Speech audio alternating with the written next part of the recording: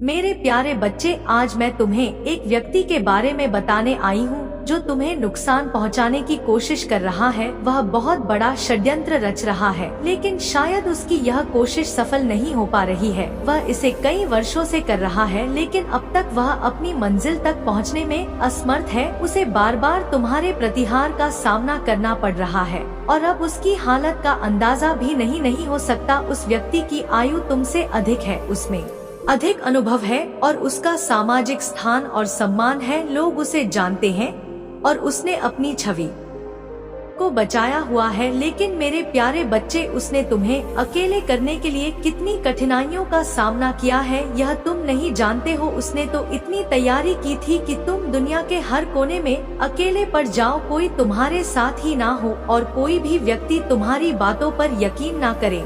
इतना झूठा दिखला दिया उसने तुम्हें दुनिया की नजरों में। मेरे बच्चे, उसने जो तुम्हारे साथ किया है उसकी सजा उसे मैं अवश्य दूंगी। उसे क्या सजा मिलेगा, आपको इस संदेश के अंत में पता चलेगा। इसलिए इस संदेश को पूरा सुनना और बीच से छोड़कर जाने की गलती बिल्कुल भी मत करना, नहीं तो आप बुरे फंस सकते हो। मेरे बच्चे, गलती कहीं कहीं तुम्हारी भी है। उस व्यक्ति को यह पता है कि वह तुमसे बड़ा है, इस बात का लिहाज करके तुम सब कुछ सह जाओगे। मेरे बच्चे, तुम्हें सच बोलना अच्छा लगता है, तुम गलत देख नहीं सकते हो, तुम किसी और के साथ भी गलत होता हुआ नहीं देख सकते हो, लेकिन जब गलत तुम्हारे साथ होता है तो तुम चुपचाप सब कुछ सहते रहते हो, अकेले रो लेते हो। पर अब अकेले रोना छोड़ दो, अब जाकर उस व्यक्ति को बोल दो कि बस अब बहुत हो गया। मेरे बच्चे, उसे पता है कि तुम पलटकर कभी उसे जवाब नहीं दोगे, इसीलिए वह तुम्हारे साथ यह सब कर रहा है। मेरे बच्चे, वहाँ तो तुम्हारी हिम्मत है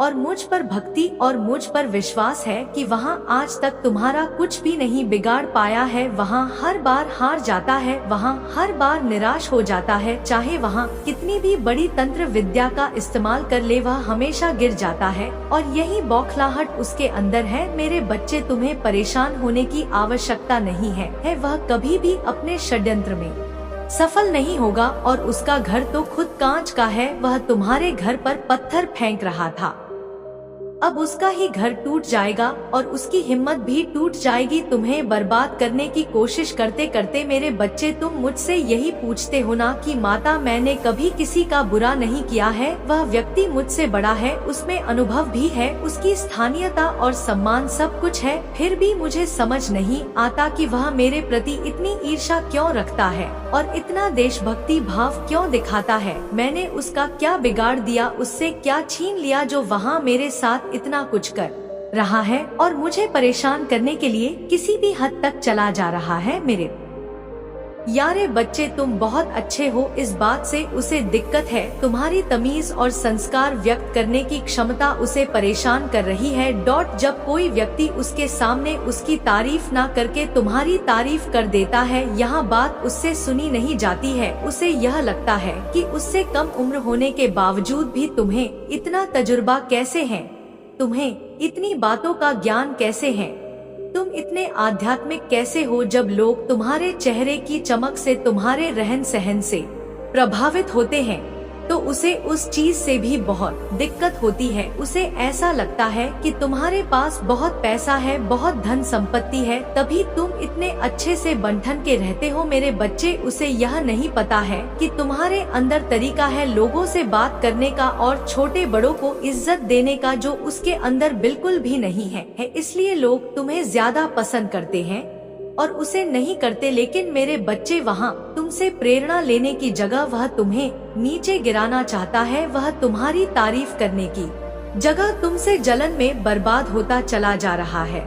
और वहाँ अपना सब कुछ धीरे धीरे बर्बाद करता चला जा रहा है और वहाँ अपनी मानसिक स्थिति को भी बर्बाद कर रहा है। मेरे बच्चे, शैतानी प्रवृत्ति के व्यक्ति को कोई कारण नहीं चाहिए होता है किसी को किसी से नफरत करने का, किसी के बारे में बुरा बोलने का। इसलिए मेरे बच्चे, तुम खुद को दोष देना बंद कर दो कि मैं गलत हूँ, माता मैंने क्या किया जो ऐसा मुझे यह दंड मिल रहा है। मेरे बच्चे, तुम्हें कोई दंड नहीं मिल रहा है। अगर तुम्हें मुझ पर यकीन है और अगर तुम्हें अपनी भक्ति पर यकीन है तो तुम मेरा यकीन करो। मेरे बच्चे, तुम्हारा वह कभी कुछ नहीं बिगाड़ सकता है, लेकिन तुम खुद अपना बिगाड़ रहे हो। तुम बार बार उन बातों को सोच रहे हो कि मेरे ऊपर किसी ने कुछ कर दिया है। मेरे बच्चे, तुम बहुत बेचैन होते जा रहे हो, तुम्हें घबराहट होने लग रही है, तुम रोने लग रहे हो। मेरे बच्चे, तुम यह सोचो कि मैं सब कुछ ठीक करके रहूंगा, तुम्हारे हर चीज का समाधान है तुम्हारी प्रार्थना में। तुम जब सच्चे दिल से आंखें बंद करके मुझसे किसी भी प्रश्न का जवाब मांगोगे, मैं उस बात का उत्तर तुम्हें दूंगी। तो रोने की बजाय, ऐसे विचलित होने की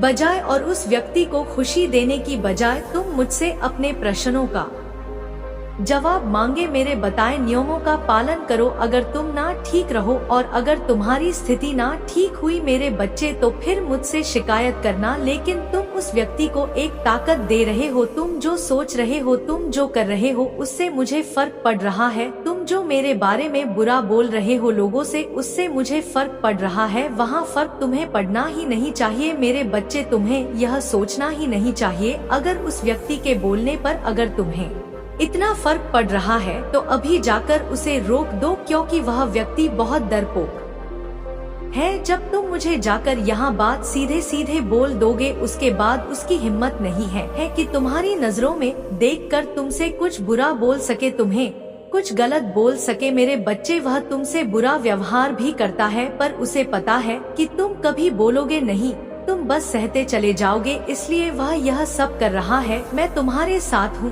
अपने लिए खड़े हो जाओ और खत्म कर दो इन चीजों को। एक लकीर खींच दो उन लोगों के लिए जो तुम्हारी शांति को भंग कर रहे हैं, जो तुम्हारे परिवार की शांति को भंग कर रहे हैं। उनके लकीर को उस पर ही रोक दो मेरे बच्चे। उनको यह बोल दो कि उनका कोई हक नहीं है तुम्हारी परिश्रम को तुमसे छीने का, क्योंकि तुम्हारी माता ऐसा होने नहीं देंगे। लेकिन अगर तुम सहते रहोगे, अगर तुम चुपचाप ऐसे ही सब कुछ देखते रहोगे, तो मुझसे मत बोलना माता आपने कुछ नहीं किया, क्योंकि मेरे बच्चे आपके इशारे पर चल रहा है। तुम जो चाहते हो मैं वही कर रही हूँ, तो तुम्हें अपने लिए कुछ ना कुछ तो करना ही पड़ेगा। तो वह करने का वक्त आ गया है, अपने लिए खड़े होने का वक्त आ गया है मेरे बच्चे। मेरा आशीर्वाद सदैव तुम पर बना रहेगा। मेरा आशीर्वाद प्राप्त करने के लिए मेरा भाग्यशाली अंक 100-111 लिखकर मुझे अपनी स्वीकृति प्रदान करा देना। माता के अगले संदेश प्राप्त करने के लिए इस संदेश को लाइक करके चैनल को सब्सक्राइब कर लेना, ताकि आपको आने वाला संदेश प्राप्त हो सके। तुम्हारा कल्याण हो। जय माता दी। हर हर महादेव।